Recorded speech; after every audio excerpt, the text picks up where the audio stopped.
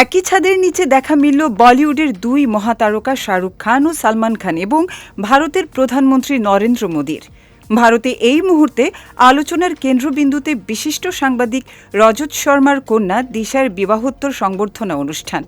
এই অনুষ্ঠানে যেমন উপস্থিত ছিলেন ক্ষমতাসীন দলের শীর্ষস্থানীয় রাজনৈতিক ব্যক্তিবর্গ, তেমনি আলো ছড়িয়েছেন বিনোদন জগতের বড় বড় তারকারাও।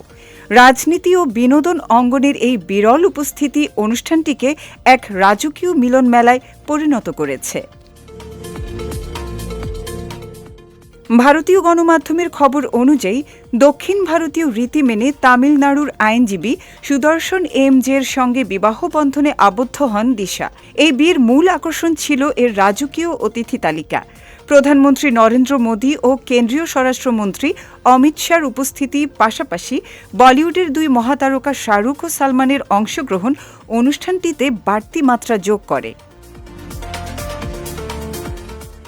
সামাজিক যোগাযোগ মাধ্যমে ছড়িয়ে পড়া কিছু ছবি ও ভিডিওতে দেখা যায় কিং খান শাহরুখের উপস্থিতি অনুষ্ঠানে আগত অতিথিদের মধ্যে ব্যাপক উত্তেজনা তৈরি করে।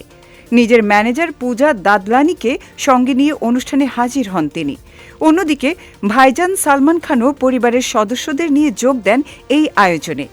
দীর্ঘদিন পর দুই সুপারস্টারকে এক ফ্রেমে দেখে ভক্ত অনুরাগীদের মাঝেও বইছে আনন্দের জোয়ার।